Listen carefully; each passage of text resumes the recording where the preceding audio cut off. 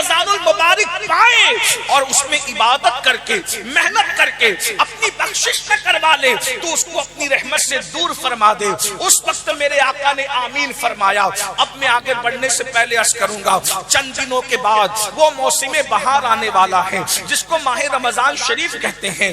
آج کل ہمارے نوجوان جلسوں میں آتے تو ہیں مگر عبادت کی طرف توجہ نہیں ہے. میرے بھائیوں ماہ رمضان المبارک آنے والا ہے, عبادتوں کا مہینہ آنے والا ہے, معاشات کا مہینہ آنے والا ہے جس کا پہلا عشرہ رحمت ہے, جس کا دوسرا عشرہ مغفرت ہے, جس کا تیسرا عشرہ جہنم سے آزادی ہے. آپ کیا سمجھتے ہیں رمضان المبارک کو؟ رمضان شریف میں اپنی زبان میں کہوں ہول سیل میں مغفرت ہوتی ہے. اللہ تبارک تعالیٰ نے بے شمار نعمتیں عطا فرمائی ہے اور اس کی کسی نعمت کا جواب نہیں ہے.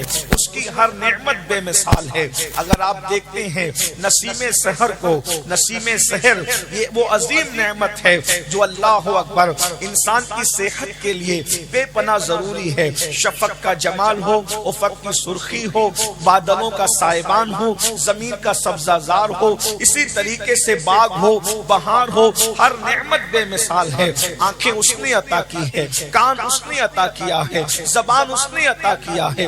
اللہ رب العزت نے اچھے ذائقے کے لیے جو ہے منہ کے اندر لعاب عطا کیا ہے, اسی طریقے سے چلنے کے لیے پیر عطا کیا ہے, پکڑنے کے لیے ہاتھ عطا کیا ہے. ہر نعمت بے مثال ہے مگر یاد رکھنا سب سے بڑی نعمت کیا ہے؟ اللہ اکبر. مصطفیٰ جان رحمت صلی اللہ علیہ وآلہ وسلم کے صدقے میں جو سب سے بڑی نعمت ملے گی اسے مغفرت کہتے ہیں. اور یاد رکھنا مغفرت وہ نعمت ہے جو ہر کسی کے نصیب میں نہیں ہے. اس وقت تو پوری دنیا کے اندر 250 کروڑ لوگ کلمہ پڑھتے ہیں یا 200 کروڑ کی تعداد بھی ہو سکتی ہے مگر کون جنتی ہے اس کا حتمی طور پر کوئی فیصلہ نہیں کر سکتا. کون جہنمی ہے اس کا حتمی طور پر کوئی فیصلہ نہیں کر سکتا. ایک بات یاد رکھنا, برا نہیں ماننا, اس میں بہت سے ایسے بھی ہوں گے جو زمین پہ بیٹھے ہیں وہ بخشے جائیں گے, اس میں بہت سے ایسے بھی ہوں گے جو منبر پہ بیٹھے وہ بخشے نہ جائیں. اس لیے کہ بخشش بخشش ہے, مغفرت مغفرت ہے. قرآن کہتا ہے فَيَغْفِرُ مَن يَشَاءُ, جس کو چاہیں گے بخشیں گے. اور کہا جاتا ہے وَيُعَذِّبُ مَن يَشَاءُ, جس کو چاہیں گے عذاب دیں گے. یاد رکھنا میرے بھائیوں اگر چاہا جائے گا تو نبی کے بیٹے کو بھی جہنم میں ڈالا جائے گا اور اگر چاہا جائے گا تو اصحاب کہف کی دہلیز پہ بیٹھنے والے کتے کو بھی جنت عطا کی جائے گی. اس لیے یاد رکھو اللہ نے روزی کا اعلان, روزی کا وعدہ سب کے لیے کیا ہے. دوستوں کو بھی روزی دیں گے, دشمن کو بھی دیں گے, اللہ اکبر, باغی کو بھی دیں گے, وفادار کو بھی دیں گے, ابو بکر کو بھی دیں گے, ابو جہل کو بھی دیں گے, فرعون کو بھی دیں گے, موسیٰ کو بھی دیں گے, ابراہیم کو بھی دیں گے, نمرود کو بھی دیں گے. روزی سب کو دی جائے گی. معاذ اللہ جو خدا کو گالیاں دیتے ہیں, میرا اللہ کیسا رزاق ہے, کیسا کریم ہے. سبحان اللہ, جو خدا کو گالیاں دیتے ہیں, جو خدا کے وجود کو نہیں مانتے, اللہ انہیں بھی روزی عطا کرتا ہے. میں تو یہاں سوچتا ہوں یا اللہ جب تجھ سے ملاقات ہوگی تو کیسا مزہ آئے گا. جب تو نے محمد الرسول اللہ جیسے کریم کو پیدا کیا ہے, تیرا پیدا کیا ہوا کریم ایسا ہے تو پیدا کرنے والے تیرے کرم کا ہوگا. اندازہ تو فرمائے اس کے کرم کا کیا ٹھکانہ ہے. تو کریم ہی جو ٹھہرا تو کرم کے کیا ٹھکانے. تو نوازنے پر آئے تو نوازنے زمانے. اللہ کے بندو سنو, روزی سب کو دیتا ہے, ہر ایک کو عطا کرتا ہے. چوٹیوں کو بھی روزی دیتا ہے, سمندر کی تہ میں مچھلیوں کو بھی روزی دیتا ہے. وہ ہر ایک کو روزی عطا کرتا ہے. مگر یہ بھی سن لو جس روزی کا وعدہ سب سے کیا ہے مگر مغفرت کا وعدہ کسی سے نہیں کیا ہے. اللہ اکبر. وہ چند خوش نصیب ہے جن کو انگلیوں کے پوروں پہ شمار کر سکتے ہو. انہی لوگوں سے, چند لوگوں سے مغفرت کا وعدہ ہے. اس امت کے اندر اللہ تعالیٰ اپنے حبیب سے فرما رہا ہے تاکہ تمہیں مغفرت کی اہمیت سمجھ میں آئے, بخشش کی اہمیت سمجھ میں آئے. سن لو میرے بھائیوں, جن کو مغفرت عطا کر دی گئی اس کو جنت عطا کر دی گئی. اسی لیے ہر مرنے والے کے لیے ہم مغفرت کی دعا کرتے ہیں, مرنے والے کے لیے ایک ہی دعا کرتے ہیں, مغفرت کی دعا کرتے ہیں. آپ کو پتا ہے مغفرت کتنی بڑی چیز ہے. اللہ کے رسول جو شافعی یوم النشور ہے, جن کے سر پر تاج شفاعت سجایا گیا ہے, جن کے اشارے ابرو سے ہم جیسے کروڑوں بخشے جائیں گے, میرے امام کہتے ہیں ایک میں کیا میرے عیسیٰ کی حقیقت کتنی, مجھ سے 100 لاکھ تو کافی ہے اشارہ تیرا. دل بس خوف سے پتہ سا اڑا جاتا ہے, پلہ ہلکا صحیح بھاری ہے بھروسہ تیرا. اللہ کے بندو سن لو, اللہ اپنے محبوب سے جس کے اشارے ابرو پر لوگوں کو بخشا جائے گا, ہر ایک مصطفیٰ جان رحمت کی طرف دیکھ رہا ہوگا. حتیٰ کہ خلیل اللہ کو بھی, کلیم اللہ کو بھی, کلمت اللہ کو بھی مصطفیٰ جان رحمت کی حاجت ہوگی. میرے امام کہتے ہیں وہ جہنم میں گیا جو ان سے مستغنی ہوا ہے خلیل اللہ کو حاجت رسول اللہ کی. مجھے بتاؤ سب ان سے جنت پائیں گے, سب کی رسائی ان تک ہوگی, ان کی رسائی خدا تک ہے. اس کے باوجود بھی مغفرت کی اہمیت بتانے کے لیے قدرت اپنے محبوب سے کہتی قل, آپ کہیے رب اغفر وارحم وانت خیر الراحمین. محبوب سے کہلوایا جا رہا ہے حبیب تم یہ دعا کرو رب اغفر, اللہ مجھے بخش, میری مغفرت کر. حالانکہ حضور کے ساتھ اللہ نے بخشش کا وعدہ کیا, ان کے صدقے میں ان کے اگلے پچھلے بخشے جائیں. ارے وہ میں کہتا ہوں وہ اشارہ کر دیں, ان کے اشارے ابرو پر ہم جیسے کروڑوں بے حساب جنت میں چلے جائیں. مگر مسلمانوں مغفرت کی اہمیت کو سمجھو. محبوب سے کہلوایا جا رہا رب اغفر وارحم وانت خیر الراحمین, اے اللہ میری مغفرت فرما, مجھ پہ رحم فرما, اور تو بے شک سب سے بڑھ کر رحم کرنے والوں میں رحم کرنے والا ہے. یہ مغفرت ہے. مغفرت کے لیے کوشش کرو. اس دنیا میں آئے ہو بخشش کا پروانہ حاصل کرنے کے لیے, اور دنیا سے جانے سے پہلے مغفرت کا پروانہ حاصل کرنا. مغفرت اتنی آسان نہیں جتنا جلسوں کے ناظموں نے آسان کر دیا, اور مغفرت اتنی مشکل نہیں جتنا تبلیغی جماعت کے لوگوں نے مشکل کر دیا.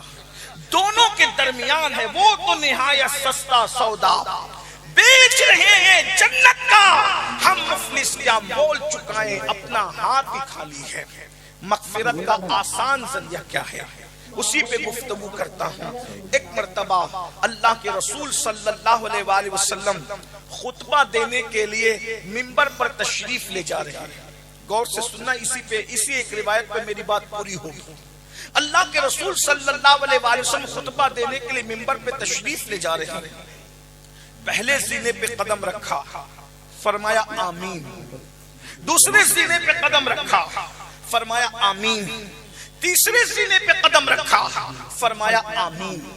اور اس کے بعد حضور علیہ السلام کو جب آمین کہتے ہوئے صحابہ نے سنا, حیران ہو گئے, مگر وہ جانتے تھے کہ جو حضور دیکھتے ہیں وہ ہم نہیں دیکھ سکتے. جب اللہ کے رسول صلی اللہ علیہ وآلہ وسلم نے خطبہ مکمل فرمایا تو عرض کی یا رسول اللہ صلی اللہ علیہ وآلہ وسلم, آپ پر ہمارے ماں باپ قربان, حضور یہ بتائیں کہ آپ نے 3 مرتبہ الگ الگ زینے پر آمین کیوں فرمایا؟ تو اللہ کے رسول صلی اللہ علیہ وآلہ وسلم فرماتے ہیں کہ ابھی میرے پاس منبر پر چڑھتے ہوئے سید الملائکہ جبریل امین علیہ الصلوۃ والتسلیم حاضر ہوئے تھے, اور انہوں نے 3 دعائیں کی. تو میں نے تینوں دعاؤں کو جو ہے وہ ان کی دعا پر آمین کہا. میں نے جب پہلے زینے پہ قدم رکھا تو دعا کی, دوسرے زینے پہ قدم رکھا تو دعا کی, تیسرے زینے پہ قدم رکھا تو دعا کی. اب آئیے میں آپ کے سامنے ترتیب کو ملحوظ نہ رکھتے ہوئے بطور مفہوم جو ہے اس دعا کا خلاصہ پیش کرتا ہوں. انہوں نے عرض کی اللہ جو ماہ رمضان شریف پائے اور پانے کے بعد اس میں عبادت کر کے اپنی بخشش نہ کروا لے, اپنی مغفرت نہ کروا لے, تو اس کو اپنی رحمت سے دور فرما دے. پتا چلا اللہ کے رسول علیہ الصلوۃ والتسلیم منبر پہ جا رہے ہیں. یوں تو ہم جب منبر پہ جاتے ہیں ایک عام امام منبر پہ جاتا ہے اس وقت تو دعا کی قبولیت کا وقت ہوتا ہے, مگر امام الانبیاء منبر پہ جا رہے ہیں, آبروئے منبر پہ جا رہے ہیں, آبروئے منبر پہ تشریف لے جا رہے ہیں. اللہ اکبر, جان ایمان منبر پہ تشریف لے جا رہے ہیں. ہر منبر کی آبرو جس کے قدم ناز سے وابستہ ہیں وہ منبر پہ تشریف لے جا رہے ہیں. سید الایام ہے, جمعہ دنوں کا سردار ہے, وقتوں کا سردار ہے, اماموں کا سردار ہے, فرشتوں کا سردار ہے, فرشتوں کا سردار دعا کر رہا ہے اللہ جو ماہ رمضان المبارک پائے اور اس میں عبادت کر کے محنت کر کے اپنی بخشش نہ کروا لے تو اس کو اپنی رحمت سے دور فرما دے. اس وقت میرے آقا نے آمین فرمایا. اب میں آگے بڑھنے سے پہلے عرض کروں گا, چند دنوں کے بعد وہ موسم بہار آنے والا ہے جس کو ماہ رمضان شریف کہتے ہیں. آج کل ہمارے نوجوان جلسوں میں آتے تو ہیں مگر عبادت کی طرف توجہ نہیں ہے. میرے بھائیوں, ماہ رمضان المبارک آنے والا ہے, عبادتوں کا مہینہ آنے والا ہے, مواسات کا مہینہ آنے والا ہے, جس کا پہلا عشرہ رحمت ہے, جس کا دوسرا عشرہ مغفرت ہے, جس کا تیسرا عشرہ جہنم سے آزادی ہے. آپ کیا سمجھتے ہیں رمضان المبارک کو؟ رمضان شریف میں اپنی زبان میں کہوں ہول سیل میں مغفرت ہوتی ہے, ہول سیل میں بخشش ہوتی ہے, یعنی کہ اتنی بڑی تعداد میں مغفرت ہوتی ہے کہ کوئی مومن بچتا نہیں ہے. اللہ کے سچے رسول صادق و مصدوق مصطفیٰ جان رحمت فرماتے ہیں جب ماہ رمضان شریف کی پہلی رات آتی ہے تو اس وقت اللہ تعالیٰ رحمت کی ہوا چلاتا ہے, رحمت کی ہوا چلتی ہے اور اللہ تبارک و تعالیٰ اپنی شان کے مطابق اپنے بندوں کو رحمت کی نظر سے دیکھتا ہے. جس پر رحمت کی نظر پڑ جاتی ہے اللہ تبارک و تعالیٰ اس کی مغفرت فرما دیتا ہے, اس کی بخشش فرما دیتا ہے. میرے بھائیوں, اللہ اکبر, سردیوں کے آنے سے پہلے سردیوں کا انتظام کرنے والوں, گرمیوں سے آنے سے پہلے گرمیوں کا انتظام کرنے والوں, بارش کے آنے سے پہلے بارش کا انتظام کرنے والوں, موسم بہار عبادت کا آ رہا ہے اس سے پہلے اپنی مغفرت کا انتظام کر لو اور اللہ کی بارگاہ میں عرض کرو مولا تو جسے پہلی شب میں رحمت کی نگاہ سے دیکھے گا ان میں میرا بھی انتخاب کر لے تاکہ میری بھی بخشش ہو جائے, میری بھی نجات ہو جائے. اللہ کے رسول صلی اللہ علیہ وآلہ وسلم فرماتے ہیں, جمع الجماعہ کی روایت ہے, میرے آقا ارشاد فرماتے ہیں ماہ رمضان میں اللہ تبارک و تعالی روزانہ 10 لاکھ بندے کو جہنم سے آزاد کرتا ہے, ان کی مغفرت کرتا ہے. کن لوگوں کو؟ اللہ اکبر, جن پر جہنم کا عذاب واجب ہو چکا ہے. اللہ اکبر, یہ 10 لاکھ لوگ. اور پھر فرمایا افطار کے وقت اللہ تبارک و تعالیٰ اپنے 60,000 بندوں کی مغفرت فرماتا ہے. اور جب جمعہ کا دن آتا ہے ہر لمحے میں اللہ تعالیٰ 10 لاکھ بندوں کو جہنم سے آزاد کرتا ہے. اور جب جمعہ کی آخری گھڑی آتی ہے ماہ رمضان شریف کے اندر تو 24 گھنٹے میں جتنوں کو بخشا گیا ہے ان کی تعداد کے برابر اللہ اپنے بندوں کی مغفرت فرماتا ہے. میری قوم کے جوانوں, ماہ رمضان شریف کو کرکٹ کا مہینہ نہ بناؤ. رات بھر لوگ کرکٹ کھیلتے ہیں اور دن بھر سوتے پڑے رہتے ہیں. یہ مغفرت کا مہینہ ہے. اب تو لوگ جو ہے سیریل دیکھتے ہیں, اب تو لوگ موبائل میں گیم کھیلتے ہیں. روزہ رکھو. اللہ کے رسول صلی اللہ علیہ وآلہ وسلم فرماتے ہیں ماہ رمضان کا ایک روزہ اگر کوئی جان بوجھ کے چھوڑ دے پوری زندگی روزہ رکھتا رہے ماہ رمضان کے ایک روزے کے برابر نہیں ہو سکتا. اور فرمایا عام دنوں کے 1000 روزے اس سے افضل ماہ رمضان کا ایک روزہ ہے. اور میرے آقا روزے کی فضیلت بیان کرتے ہیں ہر عبادت کا صلہ نیکی ہے یا جنت ہے. نماز پڑھو نیکی ملے گی یا جنت ملے گی, عبادت کرو نیکی ملے گی یا جنت ملے گی, حج کرو نیکی ملے گی جنت ملے گی, قربانی دو نیکی ملے گی جنت ملے گی, صدقہ دو نیکی ملے گی جنت ملے گی, ماں باپ کی خدمت کرو نیکی ملے گی جنت ملے گی. مگر روزہ کیا ہے؟ میرے آقا فرماتے ہیں, اللہ فرماتا ہے روزہ میرے لیے ہے اور میں ہی اس کی جزا ہوں. یعنی روزے دار کو خدا مل جائے आका इरशाद फरमाते हैं रोजे दार को दो खुशियां नसीब होती है, एक इफ्तार के वक्त होती है और दूसरा लिकाए रहमान के वक्त होती है। यानी रोजेदारों को अल्लाह के दीदार का शरबत पिलाया जाएगा। इफ्तार के वक्त तो तुम ठंडे ठंडे शरबत पीते हो, मगर रब रहमान के दीदार का जब शरबत पिलाया जाएगा उस वक्त कैसे मजे आएंगे। अरे अंदाजा तो करो, जब उसका महबूब इतना खूबसूरत है तो ऐसे महबूब को बनाने वाले खुदा के नारे तकबीर, नारे तकबीर, नारे रिसालत, हुजूर सैयद अमीरुल कादरी साहब किबला। खुदा का दीदार करोगे, अपने मौला का दीदार करोगे। और एक बात मैं अर्ज करूं, कुर्बान जाए अल्लाह अकबर, खुदा के हुस्न का आलम क्या होगा, क्या मजे आएंगे। सहाबा ने कहा आका हम अपने अल्लाह को कैसे देखेंगे। मेरे आका फरमाते हैं जैसे तुम चांद को देखते हो वैसे तुम अपने खुदा का दीदार करोगे। अल्लाह अकबर। इसलिए रोजा रखो। कुछ लोग बहाना करते हैं, मौलाना काम पे जाना होता है, ड्यूटी पे जाना होता है, ये करना होता है, वो करना होता है, इसलिए मैं रोजा नहीं रख पाता। बहाना न करो, रोजा रख करके देखो। एक बात मैं आपको बताऊं, मेरे आका फरमाते हैं रोजा रखो और सेहतमंद हो जाओ। अगर अल्लामा रूहुल अमीन साहब को और मौका मिलता तो वो नमाज पे आए थे, रोजे पर भी आते। आजकल लोग बहाना करते हैं कि मैं आपको बताऊं, आज पूरी दुनिया के हकीम और डॉक्टर सेहत के लिए फास्टिंग पर जोर दे रहे हैं।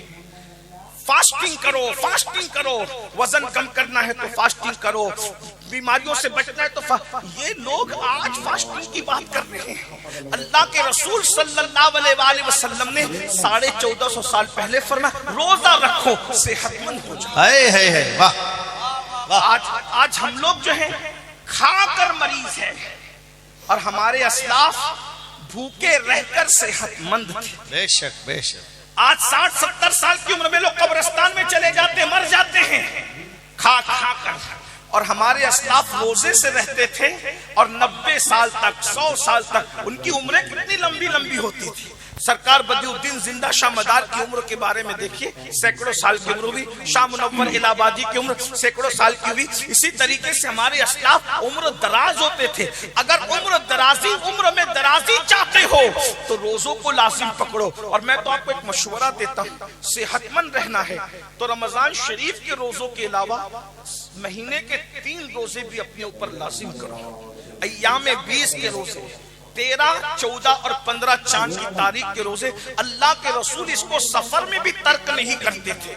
आप ये रोजों को लाजिम करके देखें, इसकी बरकत आपको मिलेगी। अल्लाह के रसूल सल्लल्लाहु अलैहि वसल्लम फरमाते हैं अय्याम 20 के रोजे रखने वालों के चेहरे कयामत के दिन ऐसे चमकेंगे जैसे 14वीं रात का चांद चमकता है। मेरे भाइयों, रमजान शरीफ आ रहा है, रमजान शरीफ का फायदा उठा लो। और आपको पता है अल्लाह ताला, अभी आपने उलमा से सुना होगा शबे बरात में अल्लाह कहता है मुझसे रोजी मांगो, मुझसे दुआएं कर लो, मुझसे मगफिरत। ये शबे बरात एक शबे बरात नहीं, अल्लाह के रसूल अलैहि सलाम फरमाते रमजान शरीफ की हर रात में गुरूब आफ्ताब से लेकर तुलुए सुबह सादिक तक अल्लाह अपने बंदों पर खास तजल्ली करता है। वाह सुभान अल्लाह। आसमान दुनिया पर नुज़ूल इजलाल करता है जैसा कि उसकी शान है। वो आने जाने से पाक है, वो खास तजल्ली फरमाता है रमजान शरीफ की हर रात में। और वो कहता है मेरे बंदो मुझसे मगफिरत मांग लो, मैं तुम्हें मगफिरत अता करूं। मुझसे रोजी मांग लो, मैं तुम्हें रोजी अता करूं। मुझसे रिस्क मांग लो, मैं तुम्हें रिस्क अता करूं। मुझसे औलाद मांग लो, मैं तुम्हें औलाद अता करूं। मुझसे दुआएं मांग लो ताकि मैं तुम्हारी दुआएं कबूल कर लूं। ओ साल भर परेशान रहने वालों, कभी ताबीज के चक्कर में, कभी वजीफों के चक्कर में, कभी इसका दर, कभी उसका दर, कभी उसका दर। ऐ मेरी कौम के जवानों, अगर अपनी फूटी तकदीर संवारना है, अगर अपनी बिगड़ी तकदीर संवारना है, अपना सोया हुआ मुकद्दर संवारना है। अल्लाह के रसूल के जरिए ऐलान कराया जा रहा है, मेरे बंदों मुझसे दुआ कर लो, मैं तुम्हारी दुआ को कबूल करूंगा।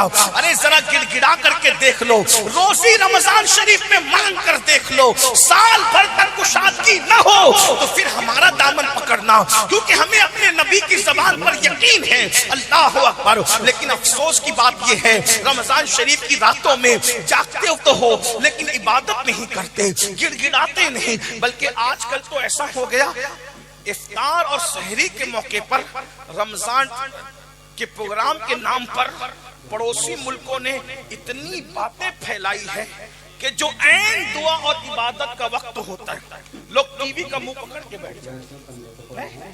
बताइए, मैं मजहबी प्रोग्राम देखने का मुखालिफ नहीं हूं, लेकिन जो इबादत का वक्त है तुम टीवी का मुंह पकड़ के बैठते हो, मोबाइल का मुंह पकड़ के बैठते हो। अरे इफ्तार और सहरी के वक्त जब रोजेदार दुआ करते हैं तो अल्लाह के 70,000 फरिश्ते तुम्हारी दुआओं पर आमीन कहने के लिए उतरते हैं। तुम कितने मुकद्दस हो जाते हो जब रोजा रखते हो। आओ ना अपने खुदा के करीब हो जाएं, आओ मगफिरत का परवाना हासिल करें।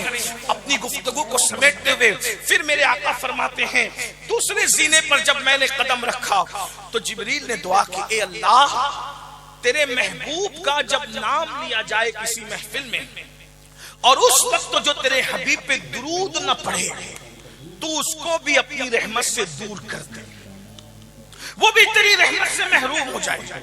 आज महफिलों में बार बार तकरीरों में नाम लिया जाता है, तवज्जो करना, मैं तो देखता हूं कि बाज़ दीनदार लोग भी हुजूर का नाम लिए जाने पर दुरूद नहीं पढ़ते।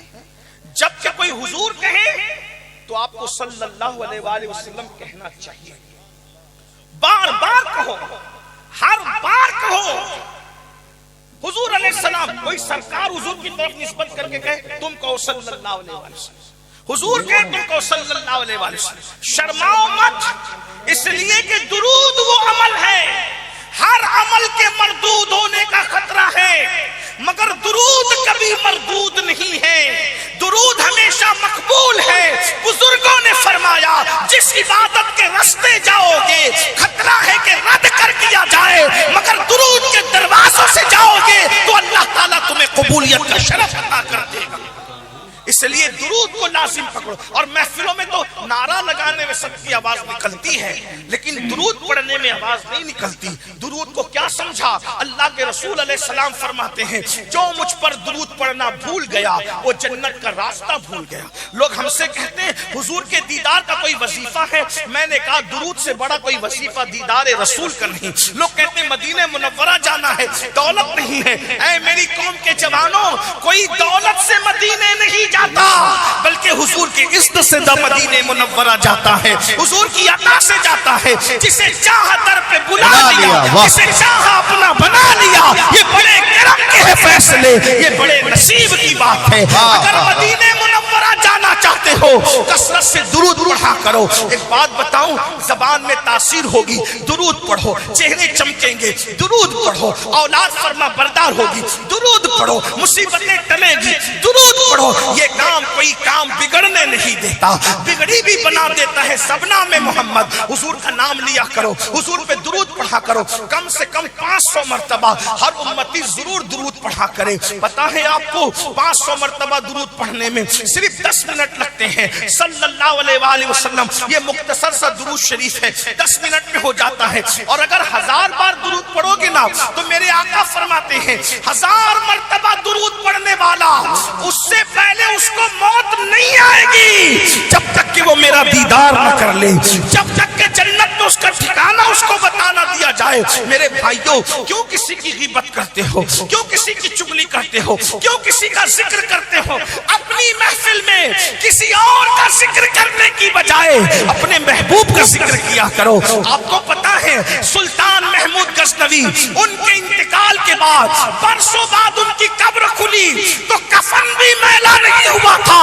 तो लोगों को पता चला ये बादशाह होकर उस वक्त तक सोता नहीं था जब तक 1000 मर्तबा मुस्तफा जान रहमत पे दुरूद नहीं पढ़ लेता تھا. یاد رکھنا جو کثرت سے درود پڑھے گا اس کا کفن بھی میلا نہیں ہوگا. جو کثرت سے درود پڑھے گا اس کی قبر کی مٹی اس کے جسم کو نہیں کھائے گی. درود پر تو بہت سی باتیں ہیں. ایک واقعہ مجھے یاد آتا ہے, مدینہ منورہ جانے کے شائقین اس کو غور سے سنیں, یہ بہت پرانا نہیں, ابھی ماضی قریب کا واقعہ ہے. گجرات کی سرزمین پر, مولانا گجرات سے آئے ہیں اس لیے گجرات کی سرزمین پر ایک عاشق رسول رہتا تھا. بڑا غریب تھا, بڑا مفلس تھا. یاد رکھنا عشق رسول وہ دولت ہے جو صرف مالداروں کو نہیں ملتی بلکہ غریبوں کو بھی ملا کرتی ہے. عشق رسول وہ دولت ہے جو صرف خوبصورتوں کو نہیں ملا کرتی, کم خوبصورت لوگوں کو بھی مل جایا کرتی ہے. عشق رسول وہ دولت ہے جو صرف پڑھے لکھے لوگوں کو نہیں ملتی, ان پڑھ لوگوں کو بھی مل جایا کرتی ہے. ایک بات اور عرض کر دوں, عشق رسول صرف متقی لوگوں کو ملا نہیں کرتی بلکہ عشق رسول وہ دولت ہے کبھی کم متقی لوگوں کو بھی مل جاتی ہے. اور یاد رکھنا جسے عشق مصطفیٰ مل گیا اسے خیر کثیر مل گیا. عشق سے بڑی دنیا کی کوئی دولت ہے ہی نہیں, بلکہ یہ سن لے جو عاشق رسول بن جاتا ہے وہ فرشتوں کے آگے نکل جاتا ہے. جہاں فرشتوں کی حد پرواز ختم ہو جاتی ہے کبھی کبھی عاشق اس کے آگے نکل جاتا ہے. یہ تو اپنا اپنا ہے حوصلہ, یہ تو اپنی اپنی اڑان ہے. کوئی تھک کے رہ گیا بام تک, کوئی کشا سے گزر گیا.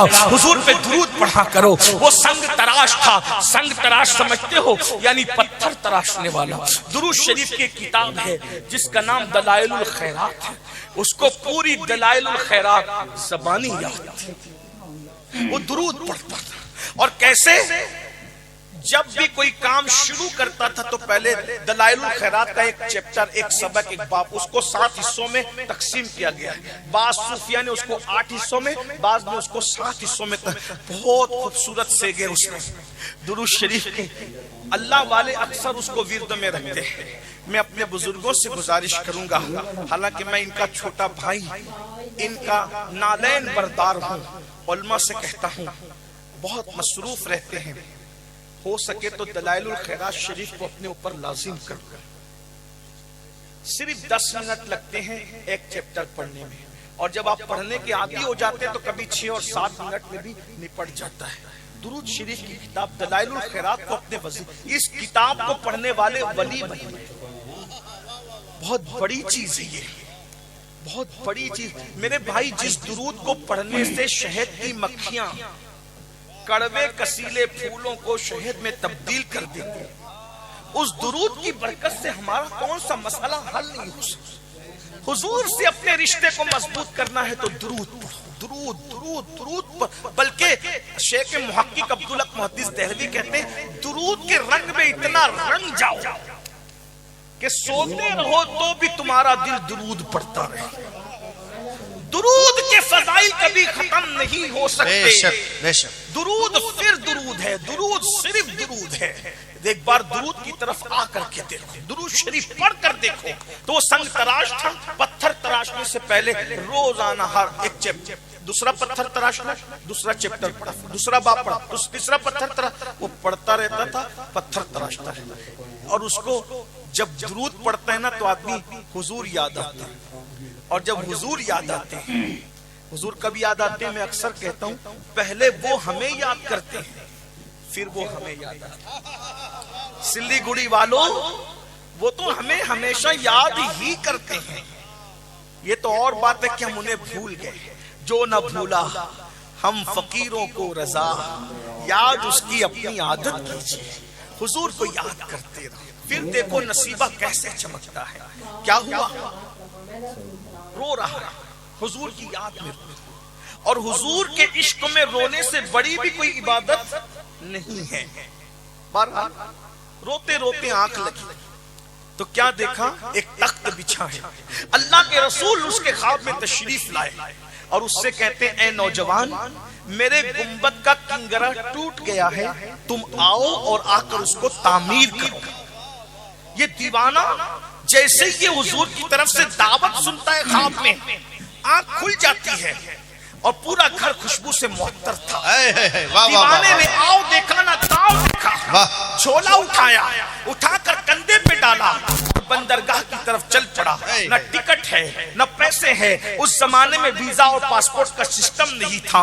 अल्लाह अकबर। वो निकला तो क्या देखा, एक जहाज है जो जिद्दा की तरफ जा रहा है, मगर मल्लाह के लाख कोशिश करने पर वो जहाज आगे बढ़ने को तैयार नहीं है। अल्लाह अल्लाह, अंदाजा तो फरमाए मेरे नबी के इख्तियार फिर इख्तियार है। अरे जो हवाओं को रोक दे, जो चांद के टुकड़े कर दे, जो सूरज को पलटा दे, उसके लिए जहाज को रोकना कौन सी बड़ी बात है। अल्लाह अल्लाह, मेरे नबी के इख्तियार का आलम तो ये है, जहां में उनकी चलती है वो दम में क्या से क्या कर दे। जहां में उनकी चलती है वो दम में क्या से क्या कर दे।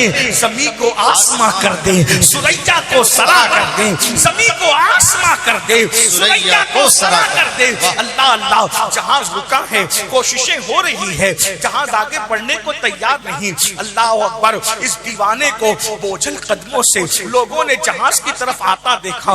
मल्लाह ने कहा कि कोई नूरानी सूरत वाला एक अल्लाह का फकीर मालूम होता है, इसीलिए शायद जहाज नहीं चल रहा है। उससे पूछा किधर का इरादा है, उसने कहा मदीने जाना है। जहाज जिद्दा जा रहा था, उसने कहा मदीने जाना है। आशिकों की तबीयत यही है, काबे का नाम तक न लिया, तैबा ही कहा।